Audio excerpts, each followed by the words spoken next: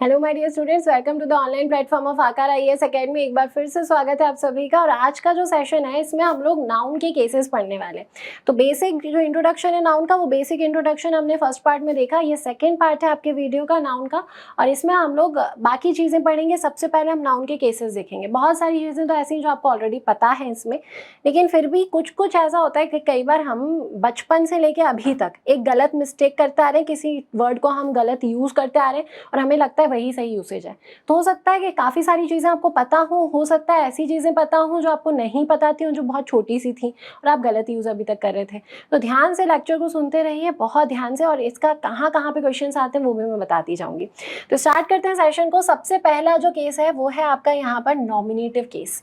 तो आप देखिए यहाँ पे कितने केसेस आपको नाउन के नज़र आ रहे हैं यहाँ पर। तो आप अगर देखें ध्यान से तो आपको 4 केसेस यहाँ पे नाउन के लिखे हुए दिख रहे हैं, जो कि है नॉमिनेटिव केस, दूसरा है ऑब्जेक्टिव केस, तीसरा है पजेसिव केस, और चौथा होता है आपका वोकेटिव केस। नॉमिनेटिव केस मतलब कहलाएगा हिंदी में कर्ता कारक। जो ऑब्जेक्टिव केस है उसे आप कर्म कारक कहते हैं। पजेसिव केस संबंध कारक होता है और वोकेटिव केस संबोधन कारक होता है। ये हिंदी वाले नामों को अगर आप देखें ना तो आपको इनका काम बहुत अच्छे से समझ में आ जाएगा। देखो सबसे पहला मैं समझाऊं नॉमिनेटिव केस। नॉमिनेटिव केस को हमने क्या लिखा, इसे कहा जाता है कर्ता कारक। अब कर्ता कौन होता है? कर्ता तो आपके सेंटेंस में शुरुआत में लिखा होता है। आप इंग्लिश ग्रामर में अगर एक सीक्वेंस देखें तो सीक्वेंस कैसा होता है, सबसे पहले होता है सब्जेक्ट, सब्जेक्ट के बाद आता है वर्ब, और उसके बाद में क्या आ जाता है, ऑब्जेक्ट आ जाता है। यही होता है, सब्जेक्ट होता है, वर्ब होता है, उसके बाद में आप ऑब्जेक्ट को लिखते हैं। मतलब आप अगर देखें तो वर्ब के ठीक पहले वाला जो शब्द है वो क्या कहलाता है, वो सब्जेक्ट कहलाता है। तो आपको अगर कभी किसी नाउन को वर्ब के पहले लिखना है तो वो नाउन किस केस में कहलाएगा, वो नाउन कहलाएगा नॉमिनेटिव केस में। ओवरऑल सरल शब्दों में अगर मैं बोलूं तो जब भी कोई संज्ञा किसी वाक्य में कर्ता का रोल प्ले करता है, सब्जेक्ट का रोल प्ले करता है, या फिर जो एक्शन को करता है, उस नाउन को हम मानेंगे कि वो नॉमिनेटिव केस में है। कौन से केस में है? Nominative case. जैसे फॉर एग्जांपल राहुल कहा मैंने, राहुल जो है वो क्रिकेट खेल रहा है। मैंने कहा राहुल इज प्लेइंग क्रिकेट। तो यहाँ पे ये जो राहुल शब्द है, ये राहुल शब्द क्या कर रहा है, राहुल शब्द एक्शन को कर रहा है। कौन सा एक्शन कर रहा है? वो क्रिकेट खेल रहा है। ये जो खेलना वाला एक्शन है, इस खेलने क्रिया को कर रहा है हमारा राहुल। तो ये जो राहुल है ये कौन हो गया, ये सेंटेंस का सब्जेक्ट हो गया। जो सब्जेक्ट है वो कौन से केस में होता है? हमेशा नॉमिनेटिव केस में। तो राहुल किस केस में आया? नॉमिनेटिव केस हुआ सेंटेंस में। वहीं आप देखो एक और सेंटेंस अगर मैं बोलूं, नेहा इज स्टडीइंग इंग्लिश। मैंने कहा नेहा जो है वो इंग्लिश पढ़ रही है। ठीक है, अब यहाँ पे देखिएगा आप वर्ब देखें सबसे पहले। जब भी आपको केसेस समझना, आगे भी आप टेंस वगैरह पढ़ोगे ना तो आपको एक बेसिक चीज समझ में आएगी कि हमेशा वर्ब देखता है। वर्ब होता है यहाँ पे स्टडीइंग। कौन पढ़ रही है? नेहा पढ़ रही है। तो नेहा कौन हो जाएगी? यहाँ पे सब्जेक्ट हो जाएगी। ठीक है, तो राहुल सब्जेक्ट है, दूसरा सब्जेक्ट यहाँ पे कौन थी? नेहा। राहुल और नेहा दोनों ही किस में माने जाएंगे? दोनों ही माने जाएंगे कि ये नॉमिनेटिव केस में है या फिर कर्ता कारक है। तो बेसिक सी बात थी, कर्ता कारक कौन होता है, नॉमिनेटिव केस कौन होता है? जो भी सेंटेंस में सब्जेक्ट होगा। तो सब्जेक्ट की प्लेस पर जब नाउन आए तो वो नॉमिनेटिव केस में है। आई होप समझ पाए आप। सेम टू सेम हो जाता है आपका कौन सा? Objective case. ऑब्जेक्टिव केस हम बोलते हैं कर्म कारक। आप देखो सेंटेंस में सबसे पहले सब्जेक्ट होता है, फिर होता है वर्ब, और उसके बाद में क्या हो जाता है? ऑब्जेक्ट हो जाता है। तो आप देखिए अगर तो वर्ब के पहले आया सब्जेक्ट और वर्ब के बाद में क्या आया है? आपका ऑब्जेक्ट आया है। अब आप अगर यहाँ देखें तो ये जो क्रिकेट है ये ऑब्जेक्ट है। दूसरा यहाँ पर ये जो इंग्लिश है ये आपके सेंटेंस में ऑब्जेक्ट है। जो भी शब्द आपकी क्रिया को क्या या किसी का जवाब दे वो कौन होता है? ऑब्जेक्ट होता है। फिर से सुनो एक बार, जो भी वर्ड क्रिया को क्या या किसी का जवाब देता है वो ऑब्जेक्ट होता है। तो जैसे मैंने बोला राहुल क्रिकेट खेल रहा है, राहुल क्या खेल रहा है? क्रिया को क्या का जवाब किसने दिया? क्रिकेट ने। तो ये जो क्रिकेट है ये मेरे सेंटेंस में ऑब्जेक्ट हो गया। नेहा इंग्लिश पढ़ रही है, नेहा क्या पढ़ रही है? नेहा इंग्लिश पढ़ रही है। क्या का जवाब किसने दिया? इंग्लिश ने। इंग्लिश हो गया ऑब्जेक्ट। अब आगे मैं बोलूं, मैंने अगर कहा आई एम टीचिंग अनीता, किसी लड़की का नाम है अनीता, मैंने कहा मैं अनीता को पढ़ा रही हूँ। अब थोड़ा सा अगर आप ध्यान से देखें तो यहाँ पे जो वर्ब है वो वर्ब है टीचिंग। किससे पढ़ा रही हूँ? किससे का जवाब किसने दे दिया? यहाँ पर अनीता ने। तो ये अनीता मेरे सेंटेंस में ऑब्जेक्ट हो गया। ऑब्जेक्ट के प्लेस पर जब भी जो भी नाउन लिखा रहता है वो नाउन क्या कहलाता है, वो नाउन उसके ऑब्जेक्टिव केस में कहलाता है। तो यहाँ पे अगर आप देखें तो कौन सा केस अप्लाई हो रहा है, ऑब्जेक्टिव केस, मतलब क्रिकेट ऑब्जेक्टिव केस में है, इंग्लिश ऑब्जेक्टिव केस में है और अनीता ऑब्जेक्टिव केस में है। तो नॉमिनेटिव और ऑब्जेक्टिव केस की बस इतनी सी सिंपल सी बात थी कि जब भी कोई शब्द, कोई संज्ञा वर्ब के पहले होगी वो नॉमिनेटिव कहलाएगी, वर्ब के बाद में होगी वो ऑब्जेक्टिव कहलाएगी। जो एक्शन को करता है वो सब्जेक्टिव होता है, मतलब नॉमिनेटिव हुआ। जिस पर एक्शन का प्रभाव पड़ता है या फिर जो क्रिया को क्या या किसे का जवाब देता है वो ऑब्जेक्ट होता है, मतलब ऑब्जेक्टिव केस में होता है। ठीक है, तो ये सारी बेसिक इन्फॉर्मेशन आप यहाँ पर ध्यान रखो। आगे मैं इसमें आपको डेफिनेशन इसकी लिखी हुई बता देती हूँ ताकि अच्छे से क्लियर हो जाए। देखिए नॉमिनेटिव केस क्या लिखा है, वाक्य में जिस नाउन या प्रोनाउन का प्रयोग सब्जेक्ट के रूप में किया जाता है उस नाउन या प्रोनाउन को हम नॉमिनेटिव केस, कर्ता कारक कहते हैं। अर्थात वाक्यों में नॉमिनेटिव केस ही नाउन या प्रोनाउन का प्रयोग सब्जेक्ट रूप में किया जाता है। तो ओवरऑल एक ही बात को घुमा फिरा के 2 सेंटेंसेस में उन्होंने लिखा। यहाँ पर देखिए लिखा हुआ है Rohan is sitting in the class, Rohan क्या कर रहा है, रोहन क्लास में बैठा हुआ है। अब रोहन क्लास में बैठा हुआ है तो बैठना क्रिया को किसने किया है, रोहन ने किया है, ये सब्जेक्ट है आपका। तो ये जब सब्जेक्ट है तो ये किस केस में आ गया, हमारा नॉमिनेटिव केस में आ गया। ठीक है, आई होप आपको नॉमिनेटिव तो समझ में आया है। अब यहाँ ऑब्जेक्टिव की भी ऐसी डेफिनेशन देख लो, वाक्य के जिस संज्ञा या सर्वनाम का प्रयोग सब्जेक्ट के रूप में किया जाता है हम ऑब्जेक्टिव केस कहते हैं। सॉरी, यहाँ पर सब्जेक्ट नहीं आएगा, यहाँ पर एक्चुअल में लिखा होना था ऑब्जेक्ट, ये ओ है। ऑब्जेक्ट के रूप में किया जाता है उस नाउन या प्रोनाउन को हम ऑब्जेक्टिव केस कहते हैं। वाक्यों में कर्म के रूप में हमेशा ही ऑब्जेक्टिव केस के नाउन का प्रयोग होता है। तो कर्म के स्थान पर हमेशा ऑब्जेक्ट आएगा, सब्जेक्ट वर्ब ऑब्जेक्ट, ये सीक्वेंस भी आपको ध्यान रखना है। देखिए आप यहाँ पर एग्जाम्पल देखिए, ही वॉज टीचिंग रोहन, वह रोहन को पढ़ा रहा था। आई वॉज टीचिंग रोहन, मैं रोहन को पढ़ा रही थी। तो ये जो रोहन है, किसे पढ़ा रही थी मैं, रोहन को। किसे, इससे पूछ रहे क्या या किसे पढ़ा रही हूँ, रोहन को। रोहन क्या हो गया, मेरा ऑब्जेक्टिव केस हो गया। ठीक है, तो नाउन हो और वो कर्म के स्थान पर लिखा हो तो वो हो जाता है ऑब्जेक्टिव केस। चलिए स्टार्टिंग के 2 केसेस तो यहाँ पे समझ लिया हमने, सब्जेक्टिव केस और ऑब्जेक्टिव। इससे एग्जाम में क्वेश्चंस नहीं पूछे जाते हैं, ये सिर्फ आपकी बेसिक अंडरस्टैंडिंग के लिए था।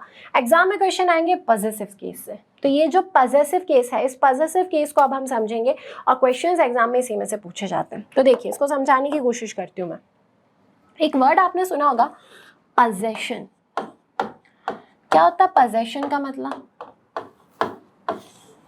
उन्होंने अभी अभी अपने नए फ्लैट का पजेशन प्राप्त किया है, मतलब अभी अभी उन्होंने नया जो फ्लैट है उसका अधिकार प्राप्त किया है। तो अधिकार जो होता है, अधिकार बोला जाता है पजेशन। पजेसिव केस क्या करेगा, पजेसिव केस कहीं ना कहीं अधिकार बताएगा या फिर ये संबंध बताएगा। किन में संबंध बताएगा, नाउन पढ़ रहे हैं, 2 संज्ञाओं में संबंध बताएगा।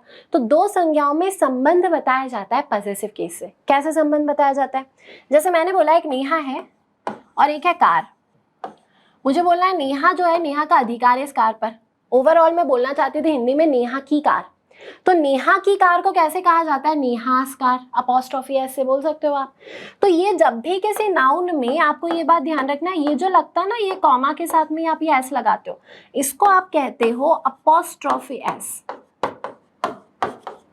तो ये जो अपॉस्ट्रोफी एस है ये कहलाता है आपका पॉजेसिव केस उस नाउन का। ठीक है, अकेला नेहा लिखा हुआ है, सब्जेक्ट की प्लेस पर है तो वो नॉमिनेटिव केस। अकेला नेहा लिखा है, ऑब्जेक्ट की प्लेस पर है तो ऑब्जेक्टिव केस। और नेहा में जब मैंने अपॉस्ट्रोफी एस लगा दिया तो वो क्या हो गया, पॉजेसिव केस, उससे अधिकार बता दिया। बस इतनी सिंपल सी छोटी सी बात है।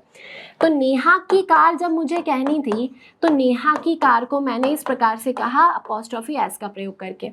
इसके अलावा मैं इसको ऑफ का प्रयोग करके भी कह सकती हूँ, मतलब मैं इसको ऐसे कह सकती हूँ कार ऑफ नेहा। नेहा की कार को और क्या कहा जा सकता है, कार ऑफ नेहा भी कहा जा सकता है। ठीक है, तो ये बात आपको ध्यान देना है। उसके बाद दूसरा देखें, ये नेहास कार हुआ। अब मुझे अगर बोलना है रोहन का घर, रोहन का घर को कैसे बोलोगे आप, रोहन्स हाउस कहोगे। क्या कहा जाएगा इसे हिंदी में, रोहन का घर।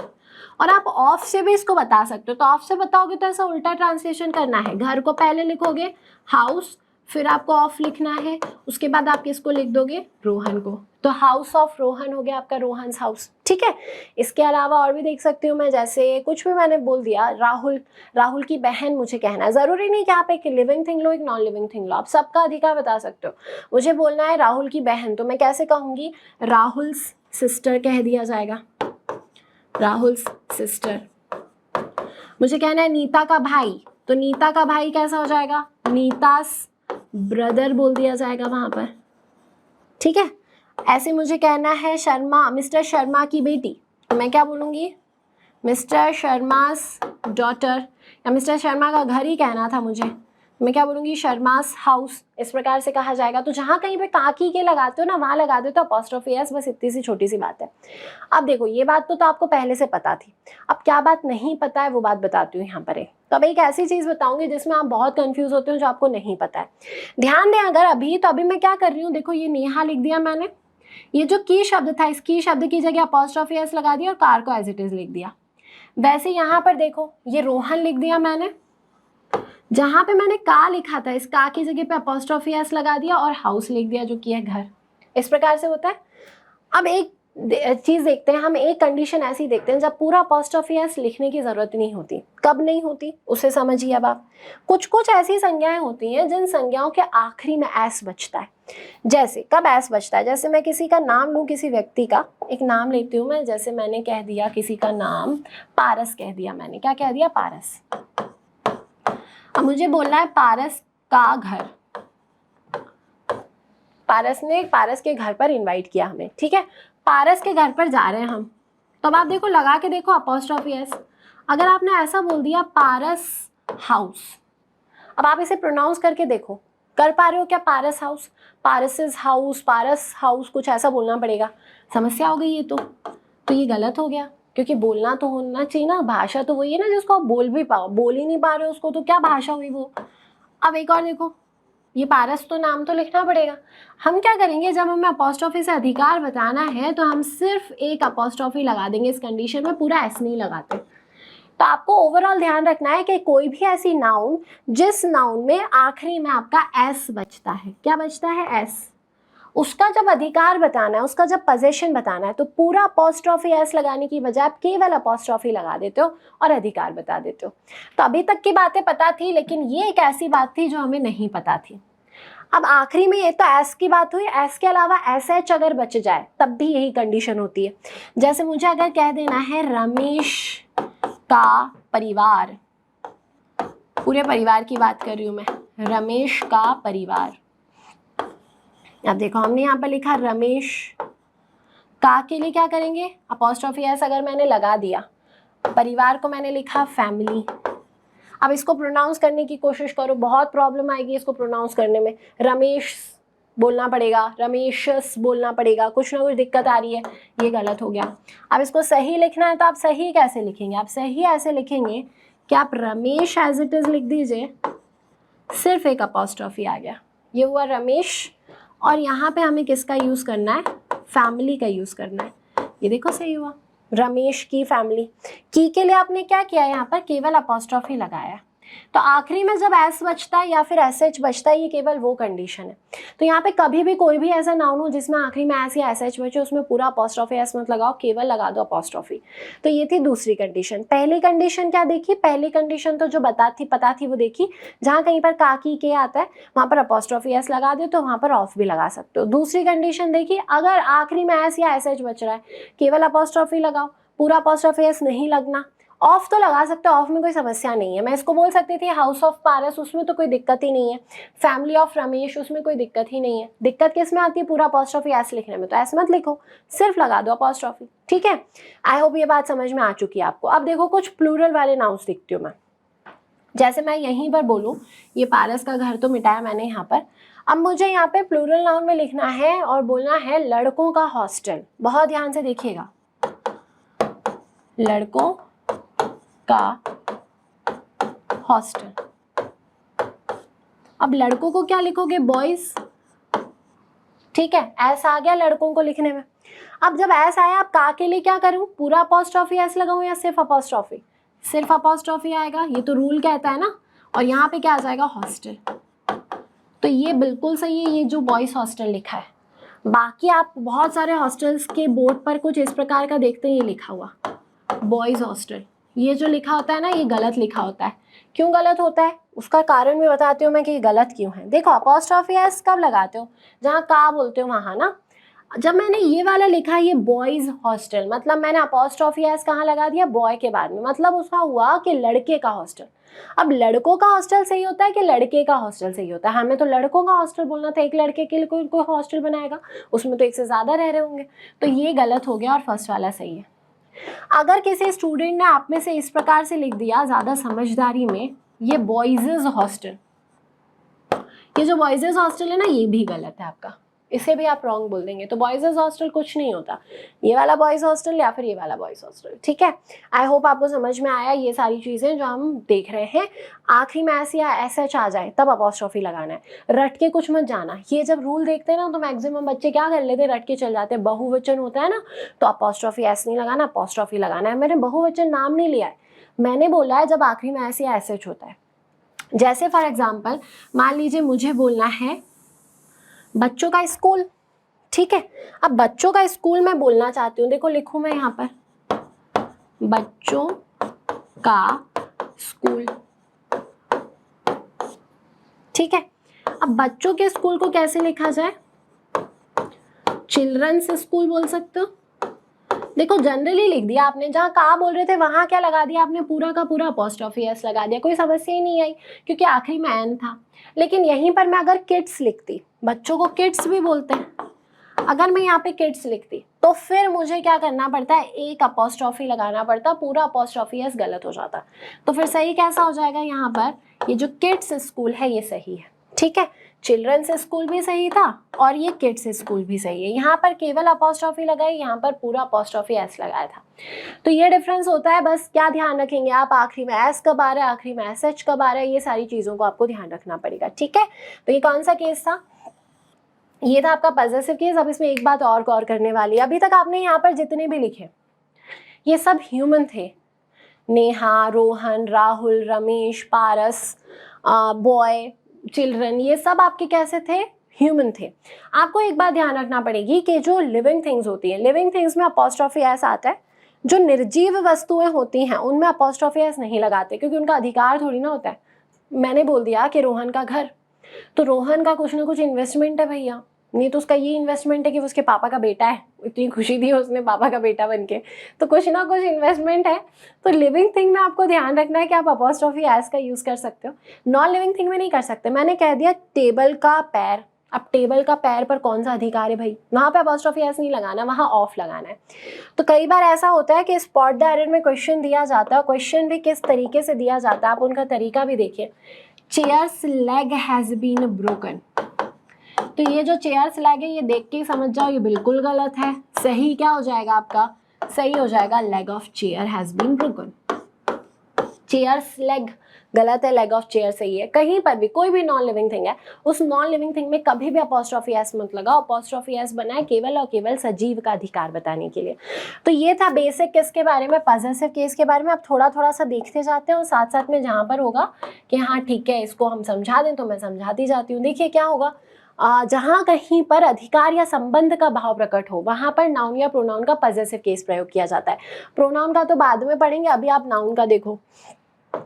जैसे यहाँ पर लिखा है हमने नेहा की कार, तो नेहा की कार को आप क्या लिख सकते हैं, नेहा की कार को नेहास कार बोल सकते हैं, कार ऑफ नेहा बोल सकते हैं। रोहन का जो घर है, रोहन के घर को रोहन्स हाउस या फिर हाउस ऑफ रोहन आप कह सकते हो, ठीक है। उसके बाद देखिए निर्जीव वस्तु में अपॉस्ट्रोफी एस का प्रयोग नहीं होता है। तो आपको यही बात जो मैंने बताई वही चीज़ यहाँ पर लिखी हुई है। देखो निर्जीव वस्तु में ये बोला ना टेबल्स लेग, ये गलत है। लेग ऑफ टेबल आपका बिल्कुल सही है। फैंस ब्लेड ये गलत है। ब्लेड ऑफ फैन बिल्कुल सही है। कार्स टायर गलत हो जाएगा। टायर ऑफ कार जो है वो बिल्कुल सही है, ठीक है। तो ऑफ लगाते हो हमेशा, अपॉस्ट्रोफी एस नहीं लगाते निर्जीव वस्तुओं की जब हम बात करते हैं तब। तो ये वाली कंडीशन भी देखी। अब ये कंडीशन है जब आखिरी में एस या एस एच बचता है। देखो बॉयज हॉस्टल वाली जो मैंने कंडीशन दी थी, उस बॉयज हॉस्टल में देखो यहाँ पे एक लड़के का हॉस्टल है, ये गलत हो गया। और ये है आपका लड़कों का हॉस्टल, देखो सिर्फ अपॉस्ट्रोफी लगाई, ये वाला आपका बिल्कुल सही है। गर्ल्स स्कूल जो लिखा हुआ है ये गलत हो गया। ये जो लिखा हमने गर्ल्स स्कूल, ये जो है ये हो जाएगा एकदम सही। वर्कर्स क्वार्टर, वर्कर्स क्वार्टर, एक वर्कर का क्वार्टर तो होगा नहीं, क्वार्टर है मतलब ज़्यादा लोग रहते होंगे उसमें, ये गलत हो गया। ये वाला देखिए वर्कर्स क्वार्टर, ये वाला जो है ये एकदम सही है, ठीक है। तो ये डिफरेंस आपको याद रखना है, कब आप अपॉस्ट्रोफी एस लगाओगे कब नहीं लगाओगे, ठीक है। यही चीज़ यहाँ थी। विमेंस कॉलेज सही है, ये जो लिखा है ना विमेंस कॉलेज, देखते जाओ। विमेन आखिरी में एन आया था, बिल्कुल सही है। विमेंस, ये विमेंस कोई वर्ड ही नहीं होता। वुमेन का बहुवचन क्या होता है बच्चों? वुमेन जो है, वुमेन का बहुवचन हो जाता है विमेन। MEN कर देते हो, एस थोड़ी ना लगाते हो। तो ये जो है ये रॉन्ग है। उसके बाद चिल्ड्रंस वार्ड, ये वाला सही है, लेकिन ये जो मैंने चिल्ड्रंस बोला, चाइल्ड होता है सिंगुलर, चाइल्ड का बहुवचन क्या हो जाता है? चिल्ड्रन हो जाता है। चिल्ड्रंस कोई वर्ड ही नहीं होता। तो यहाँ पे ये जो लिख दिया उन्होंने चिल्ड्रंस, ये गलत है, ये बिल्कुल रॉन्ग है। तो इस प्रकार से आपको सही यूसेज पता होना चाहिए नाउन का। अब देखो एक और बात बताऊं, यहाँ पर ये वाली जो कंडीशन लिखी है, इस कंडीशन को मैं बताती हूँ। अभी मैंने बोला कि आप जो सजीव वस्तु होती हैं, सजीव वस्तु में आप अपॉस्ट्रोफी एस लगा सकते हो, बहुवचन देख लिया, एक वचन देख लिया, ये सारी कंडीशन देख ली। अब यहाँ पर एक बात और गौर करने वाली है, और वो बात ये है कि कुछ कुछ ऐसी निर्जीव वस्तुएं होती हैं जिनका फिजिकल फॉर्म नहीं होता है, जिनका भौतिक रूप नहीं होता। तो जिनका भौतिक रूप नहीं होता उनमें आप अपॉस्ट्रोफी एस लगा सकते हो, कोई दिक्कत नहीं है। जैसे मैं अगर बोलूँ नेचर, तो अब नेचर के बारे में मुझे पता ही नहीं है लिविंग थिंग है नॉन लिविंग थिंग है, इसका कोई फिजिकल फॉर्म ही नहीं है, तो अपॉस्ट्रोफी एस आ सकता है nature's beauty, heaven's mercy, fortune's favour, तो ये आप कर सकते हो। ठीक है, अब यहाँ पे देखो, हाँ एक बात और बताऊँ मैं, सेम टू सेम कंडीशन आपकी किसकी हो जाती है? जैसे मैंने कह दिया day, Monday, morning, today, 2 days, 3 days, ये सारी चीज़ें। तो जो डे शब्द है इसका भी भौतिक रूप नहीं है, उसका बनाते हैं। जैसे मैं बोलूँ कि मुझे एक दिन का अवकाश चाहिए, तो मैं क्या बोलूँगी? एक दिन का अवकाश, 1 डेज लीव। ठीक है, ये हुआ, अपॉस्ट्रोफी एस आ सकता है। मान लो यहाँ पे 1 की जगह आ जाए 2, तो 2 डे होता है क्या 2 डेज होता है? पहले तो ये देखो, 2 डेज हो जाता है। अब आपने अगर ऐसा कर दिया कि डेज लिखा हुआ है और अपॉस्ट्रोफी एस लगा दिया, तो ये तो रॉन्ग हो जाएगा ना। आपको कैसा लिखना पड़ेगा? इस 2 को लिखोगे, या आपने लिख दिया डेज, ये हो गया अपॉस्ट्रोफी, यहाँ पर आ जाएगा आपका लीव, ये बिल्कुल सही है, 2 डेज लीव, ये सही हो गया। तो आपको डे में, मॉर्निंग में, इवनिंग में, ये सारी चीज़ों का ध्यान रखना पड़ेगा। डे लिखा है, आर लिखा है, ऐसे हो सकता था 3 आवर्स की मूवी है कोई सी, तो हम क्या कहेंगे? 3 आवर्स शो होगा क्या? ये गलत हो जाएगा। ये देखो ना, इसके पहले अपॉस्ट्रोफी एस के पहले आर लिखा, 3 आर नहीं होता, क्या होता है? 3 आवर्स होता है। तो सही क्या हो जाएगा आपका? ये होगा, हम लिखेंगे 3 आवर्स। ठीक है, अब क्या आएगा? अपॉस्ट्रोफी आएगा, यहाँ पे हमने लिख दिया शो। अब ये जो है ये हो गया हमारा सही, 3 आवर्स शो हो गया। आई होप अब आपको बात क्लियर हो गई है। आवर्स में अपॉस्ट्रोफी का यूज़ किया, ठीक है, तो एस आया था, इसीलिए आखिरी में सिर्फ किसको यूज़ कर लिया हमने? अपॉस्ट्रोफी को। चलिए, आई होप आपको ये बात समझ में आ चुकी है। नेचर वाली बात जो हमने देखी, जिनका पॉजेसिव, जिनका भौतिक रूप नहीं होता, वो वही चीज़ यहाँ पर है। 1 डेज लीव होगा, a moments time, half an hours break, 2 days leave. देखिए यहाँ पर 2 डेज लीव जो मैं अभी बता रही थी वही चीज़ लिखी हुई है, ये राइट है आपका। 2 डेज लीव, यहाँ पे अपॉस्ट्रोफी के पहले डे लिखा है, ये गलत हो गया, 2 के साथ में डे नहीं आता। 3 आवर्स ब्रेक, ये सही है, और ये जो है ये गलत हो जाएगा 3 आवर्स, क्योंकि अपॉस्ट्रोफी के पहले तो आर लिखा है, ये गलत होगा 3 आवर्स ब्रेक। ठीक है, चलो आई होप समझ पाए हैं इसे। वही चीज़ यहाँ पर भी है, ये सारी कंडीशन है। अब बात करेंगे हम लोग कंपाउंड नाउन में कहाँ पर अपॉस्ट्रोफी एस लगता है। कंपाउंड नाउन कौन सी नाउन होती है?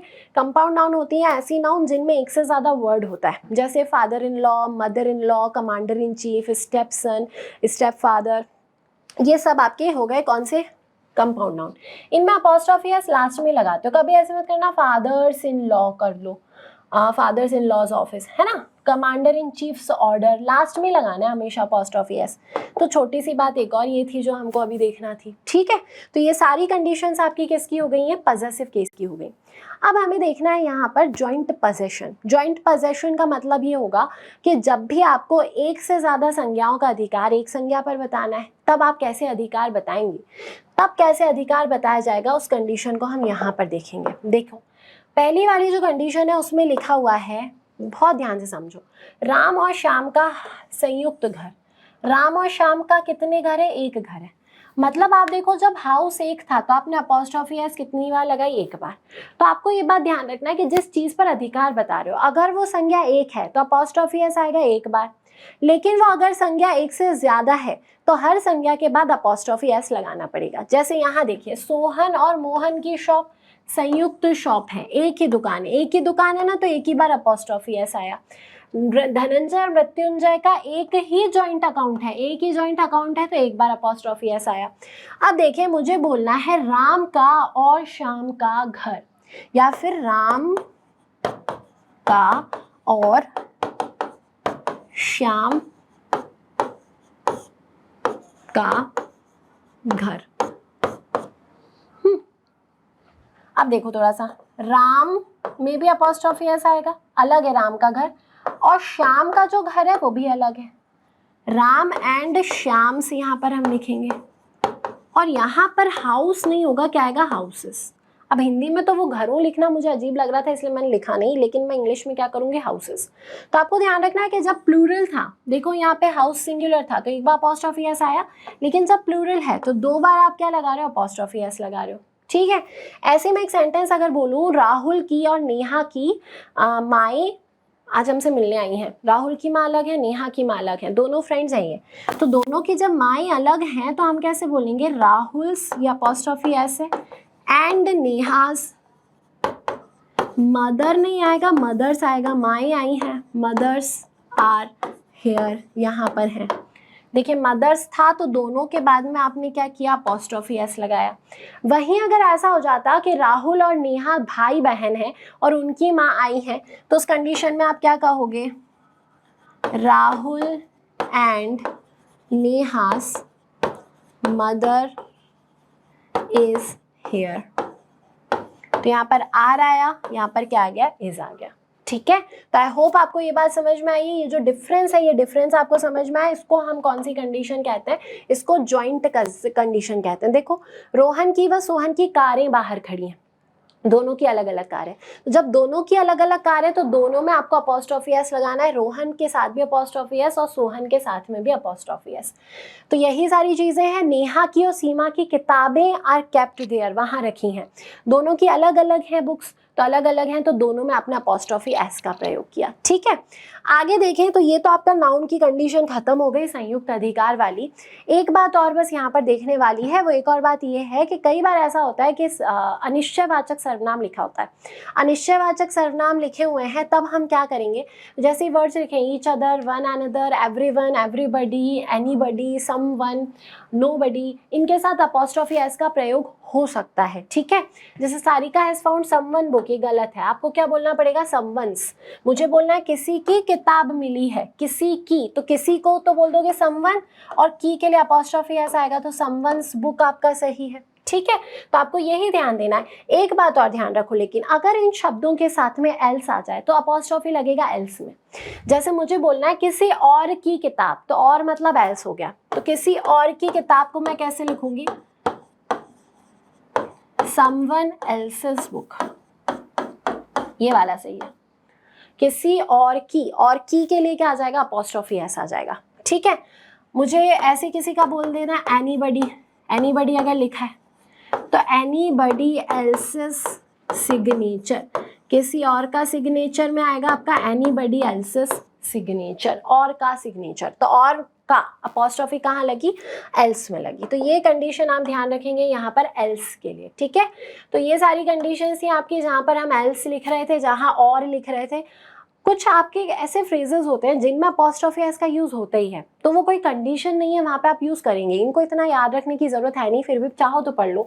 The boat's crew, the ship's passenger, the stone's throw. The stone's throw का मतलब क्या हो जाता है, द स्टोन्स थ्रो का मतलब होता है बिल्कुल नजदीक की दूरी। तो ये इडियम और फ्रेजेस हैं, इनको ऐसे बना दिया है तो वो ऐसे ही चलते हैं, वो ऐसे ही प्रचलित रहते हैं। ठीक है, तो ये सारी कंडीशन आपकी खत्म हुई यहाँ पर पॉजेसिव केस वाली। तो तीसरा केस हमने देख लिया नाउन का, नॉमिनेटिव था, फिर ऑब्जेक्टिव था, फिर देखा पॉसेसिव। अब जो लास्ट बचा है वो है वोकेटिव केस, और वोकेटिव केस उस केस को बोला जाता है जब किसी संज्ञा का नाम लेकर आप उसको पुकारते हैं, आप उसे संबोधित करते हैं। तो जब भी आप किसी नाउन को संबोधित करेंगे, उसे पुकारेंगे, उसे आवाज लगाएंगे, तो वहां उस नाउन का जो केस कहलाता है वो कहलाता है वोकेटिव केस। जैसे मैंने कहा राम कम हेयर, राम यहाँ आओ, तो राम वोकेटिव केस है। कम हेयर आशीष, आशीष यहाँ आओ, आशीष को मैं पुकार रही हूँ, बुला रही हूँ, तो आशीष भी वोकेटिव केस हो गया। इस कंडीशन में आगे भी हो सकती है नाउन, नाउन सबसे लास्ट में भी हो सकती है, दोनों जगह आप लिख सकते हैं। अतुल गो देयर जया, कहीं पर भी मैं या तो आगे लिख दूं या फिर मैं पीछे लिख दूं। तो ये कौन सा केस था, ये था हमारा वोकेटिव केस। ठीक है, तो यहाँ पर ये जो केसेस ऑफ नाउन है, ये केसेस ऑफ नाउन को भी हम फिनिश करते हैं। पार्ट सेकंड यहाँ पर फिनिश हुआ। नेक्स्ट जो क्लास होगी उस नेक्स्ट पार्ट में हम लोग पार्ट थर्ड देखेंगे, और पार्ट थर्ड में हम नाउन नंबर को देखेंगे। हम देखेंगे कैसे बहुवचन बनाया जाता है, उसके बाद किन संज्ञाओं को एक वचन मानते हैं, किन को बहुवचन मानते हैं, इन सब चीज़ों को हमें आगे देखना है। So I hope you enjoy the session. Thanks for watching. Thank you so much.